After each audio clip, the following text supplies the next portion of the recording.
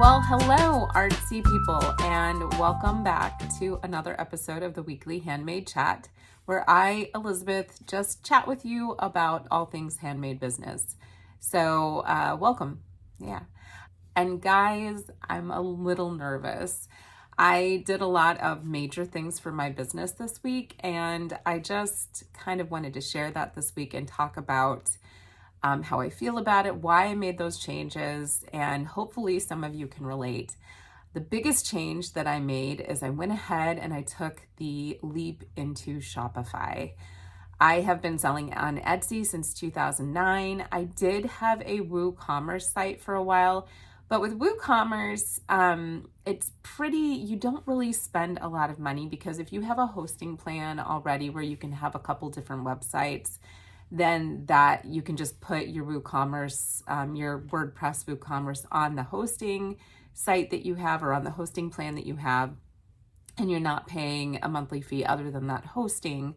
And then you don't really pay anything to put your products on there. So the stakes, I don't feel, are quite as high when you have WooCommerce as you do when you have Shopify, because you're going to have maybe $30 to $40 a month that you're going to be paying to run a Shopify store.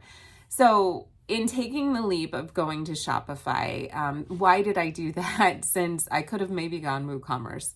Well, I went with Shopify because I have heard from everybody that it is really great at integrating a lot of tools to help you promote your business, that it's really easy to use. And though I did have a WooCommerce site, I never really felt like it was running as effectively as it could, because I'm pretty good with design and I'm pretty good with, I can even do a little bit of coding, but I am not a web designer in the fact that I don't have a lot of coding knowledge, like really in-depth coding knowledge. And so for me, having run a WordPress WooCommerce site, I thought, I really want to just try Shopify, see if it's as easy as everybody says, see if it's really as effective as everybody says. And so I just made the decision to jump in. Now, why did I not just stick with Etsy? Well, Etsy, I have a love-hate relationship with Etsy, as I think many people do. I started at Etsy in 2009. And I've sold different products through Etsy. I still have multiple Etsy stores, so I'm not abandoning Etsy altogether. But I just think that it is a smart decision to have not all my eggs in one basket, because Etsy is constantly making changes. Currently, I do sell predominantly print on demand, even though I consider myself a handmade seller because I draw all of my designs from scratch. I don't use clip art. I really take pride on still having a really large creative hand in what I make. No diss to anybody who does the other thing, but I don't know where Etsy's going to go down the line in terms of print on demand. I don't know if they're going to just say at some point, we're going to scrap it, or or they're going to have extra rules for it. I have no idea. And that's the thing with Etsy. As much as I love Etsy and they've given me a lot of great opportunities over the years, Etsy to me is kind of nebulous. They're not a very transparent company. You never really know what they're going to do. They're wily. They're like a wild animal, they're dangerous. You just don't know what Etsy's going to do, what decisions they're going to make. And the help there, like if you try to contact somebody at Etsy to get an answer about something or to get help with something, you just never know what you're going to get. It's not a reliable, I don't think they have really reliable help. And a lot of the things that they say that you can get help with, I've found that you just kind of have to shrug your shoulders sometimes and say, it's not going to happen. That's my personal experience, but I know other people have had that experience with Etsy too, where it just seems like they are not clear about their policies. They are not, you kind of have to dig through things to see what their policies are. And a lot of their policies are not clearly stated in a way where everybody can understand them. There are still people who think you can just take a piece of clip art, throw it on a product, and sell it on Etsy. And actually, Etsy requires you to have a hand in creating the design that goes onto your product. That is an Etsy policy. But a lot of people don't know this policy because Etsy has chosen, I believe, this is my opinion, Etsy has not put that as the forefront because, I mean, let's be honest, Etsy is still making a lot of money when these people sell these products on Etsy. So that's another one of my concerns, is Etsy turns a blind eye to a lot of issues that I believe they need to address. And there have been even instances of people selling very unsavory things on Etsy, and Etsy kind of denies it. They'll take action, but they will try to kind of sweep everything under the rug and move on. And just for all those reasons, I get kind of an icky feeling sometimes now when I think about Etsy. And that never used to be the case. It used to be this really great community of like-minded artisans who were, kind of excited to share what they create. And now it's kind of just a free-for-all of everybody. Now, some of these changes that Etsy is making, they do seem like they're good changes. So for instance, now they're putting badges on your site that say, you've been on Etsy for so long and you have made so many sales, and it encourages that that piece of like longevity. If somebody's been on Etsy for a long time, then they're celebrating that, which I think is a good thing. They're also going to start, it seems like they've said a few, or a portion of the new stores are going to have to pay a fee to open up a store on Etsy. There has been, and I don't want to say that this is for sure, but there have been rumblings because there have been some emails going out, and Etsy's been kind of testing the waters on possibly increasing fees, either through listing fees, selling fees, the percentage that you're going to be charged when you sell, or possibly a monthly fee. And that little bit of information is really what got me to kind of jump ship.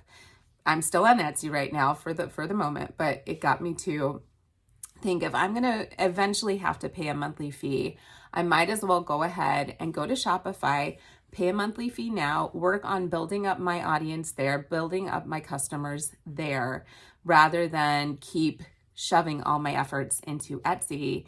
And then eventually I'm going to be having to pay a fee there. And then on top of that, pay all of these extra fees with their listings, with their offsite ads.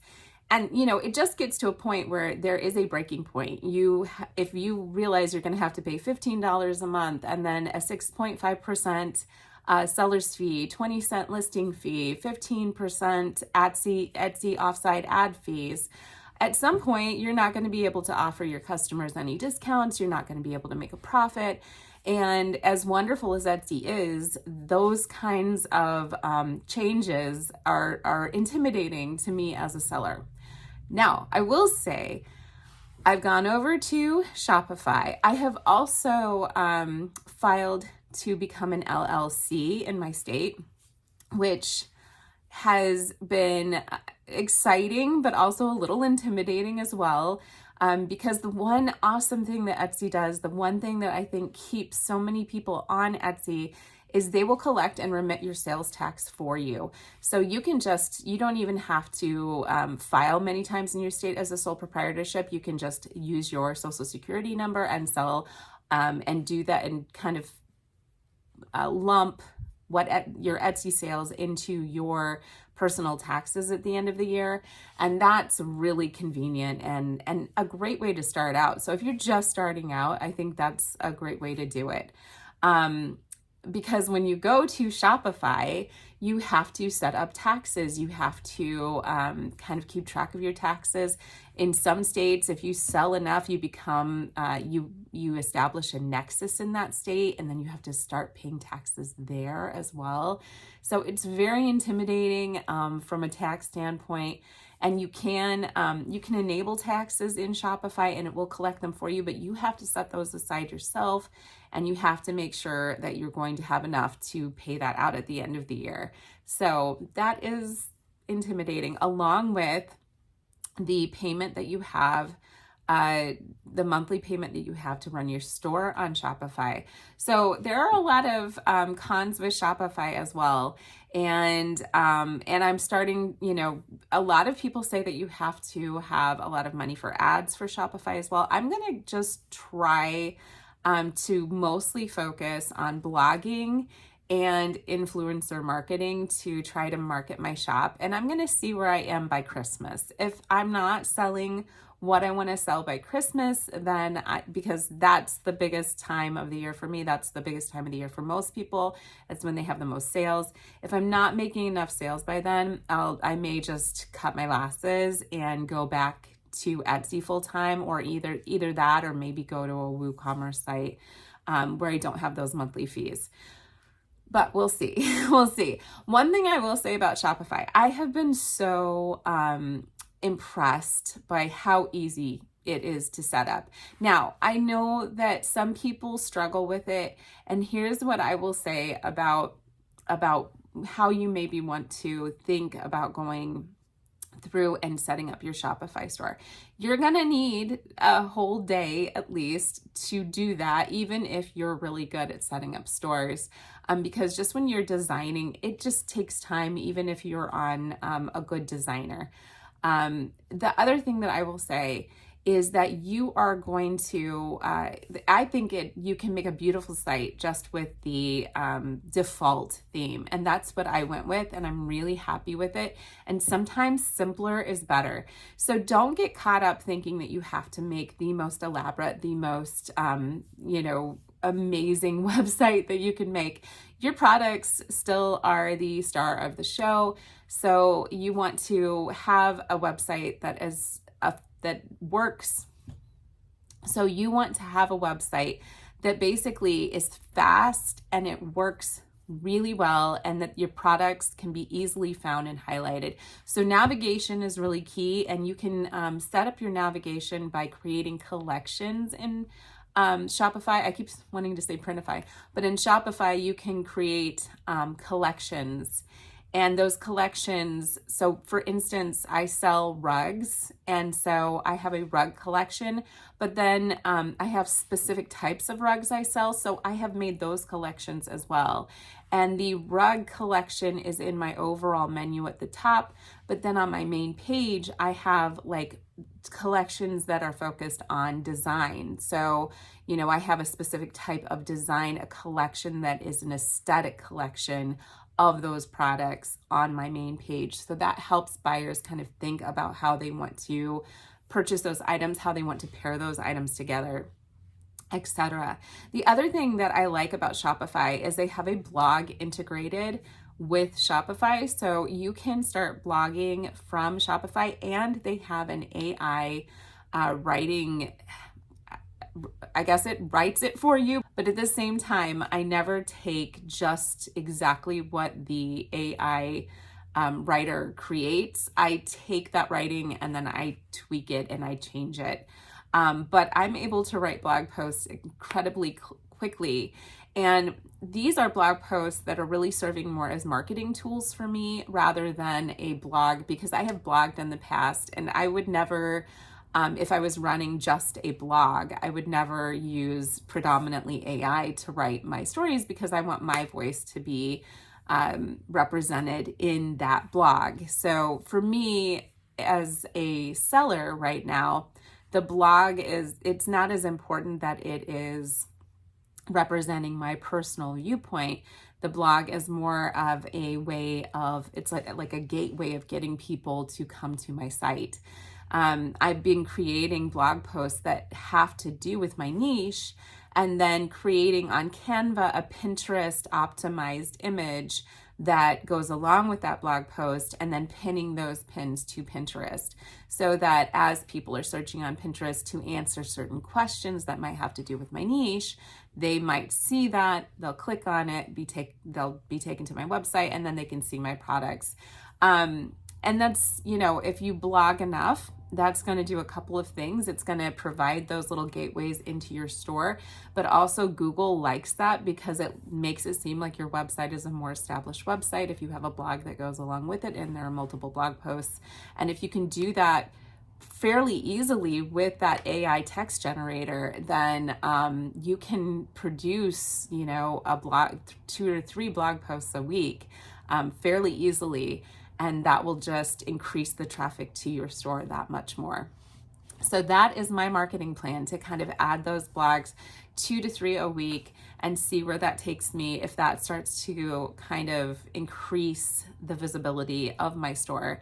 And then I'm going to start partnering with influencers as well. And that's going to be interesting because I'm really looking, because I do a lot of home goods, I'm looking for people who do, so if you're watching this and you're into this, I'm looking for people who maybe have a home improvement blog or have who do any kind of interior designing, so specifically centered around children. So I'm going to be looking for those types of influencers, and then hopefully I'll see. I'm not really sure how that's going to work. I also might try to do an affiliate program because I've seen that people do that with Shopify, but I need to learn more about that before I jump into that. But yeah, it's exciting. I'm learning new things, so hopefully I'll be able to share that with you guys. But yeah, the other thing I wanted to talk to you about though is I have been thinking about becoming an LLC for a long time. I've been thinking about going ahead and taking that plunge, and I finally did. And I don't know about you, but if you're a business and you're not an LLC and you've been looking into doing that, you'll see all of these advertisements all over the place that say, file your LLC with us for only $200, or, it's free to start and then we'll file. What I would say is go to your state's website. Go to your state's website. Your business, most states are going to have a business website that is a .gov, and go there and see how hard it is just to do it yourself. Because honestly, I live in Indiana. It could not have been easier, and it was only $95 to file. And if you go through one of the companies that I will not mention, but some of these companies that are legal based, that will say that they're going to do this for you, I think you're going to have to do all of the similar things that I did just on my state's website. And I know you're gonna pay more money because that's how those companies make that money. So try your state's website first. If it's too confusing for you, then, by all means, you may want to go through a different site. But I don't think it will be, because honestly, I'm not a tax expert, and I was able to do it in one day, just really quickly. I didn't even have to have a lot of extra forms or papers or anything like that. I just did it. So do it. Just try it. If you're on the fence, just go and try it. Because I just thought it was so easy. I was like, oh, I should have another LLC. I'm not going to do that. Now, I think where it's going to get difficult is now I need to know how to run an LLC. So I am going to have to start doing all of the taxes in a way that goes along with running an LLC. So that's going to be interesting. I'm going to be learning more about that too. Everything's a learning process, and everything's an opportunity, even though it's very intimidating for, I think, most of us when we're starting out with taxes. I always did my own taxes before, though, when I was just a sole proprietorship and I was doing my taxes, linking them through Etsy. So I feel confident that I can try to tackle this, and we'll see where it goes. I may need to hire an accountant or some kind of accounting service online that will help with that. And that would be fine too. But then again, that's another expense that I'm shelling out. So I really want to start seeing some return on investment here with Shopify. And again, I'm going to at least give it through Christmas to see where that goes. And also see where Etsy goes, because some of these changes, again, that Etsy is making, they could be really good, because right now Etsy's just overrun with just all kinds of, excuse me, but crap. It's just overrun with crap, and just overrun with so much stuff that you get lost in the shuffle. And I think if you can weed out the people that are just drop shipping from Alibaba, or doing, kind of nefarious stuff on the platform, if you can get rid of them and get back to more of a handmade feeling in at Etsy, then I think it's going to be good for Etsy, because I know a lot, just personally from an anecdotal state, I know a lot of people who have basically said, I don't shop at Etsy anymore because it's not handmade. And so they're losing that brand identity of being the place for handmade. And I know they want to also be the place for gifting now. But again, you're gifting something because from Etsy because you think that it is more authentic, more handmade. It's from a small business person who really cares. And if somebody's just drop shipping something, then that is not the case. And I'm not putting print on demand in that category, although some people in print on demand, I would say, are doing basically the same thing as just drop shipping something, because they're just taking some random design that they have no input into and throwing it on a shirt or what have you and selling it. So with that said, I hope that these changes on Etsy are going to be good, and I'm not leaving Etsy, not for the moment, unless they boot me for some reason. But I am going to stick with them and see where it goes. But I'm also excited to do this Shopify thing and also see where that goes. And I will keep you posted on that, and hopefully it's going to be a good thing. I have no idea. I feel a little, I feel like I just jumped in the deep end, and it's a good thing I'm a good swimmer, but hopefully I can get over to the ledge and stabilize myself, if I'm going with this metaphor, and feel like I have my footing by the end of 2024. So yeah, let me know if you guys have if you've gone with Shopify, if you're currently on Etsy, like what your experiences are, why you might consider leaving Etsy or opening your own store. And if you are going through Shopify, or maybe trying something like WooCommerce, or trying, there's many different websites to go through. I even looked at BigCommerce, but I didn't think it really fit with my products. But I think BigCommerce, it has a free plan even. So that's something you guys may want to check out. And like Squarespace, there's all kinds of places that you can sell from. So let me know what you guys have had experience with, if you think that one is better than the other, if you have had good experiences with Shopify, bad experiences, because I would love to know as well. And I will try to keep you guys posted as things go on. All right, so I think that's pretty much it. I also want to talk to you about my pen tips, because I keep talking to you guys about those, and they're just these little rubber tips that go right over the top of my Apple Pencil. And so far, this is my second pen tip. My first one, like I got through it, like busted open on the tip in like a week.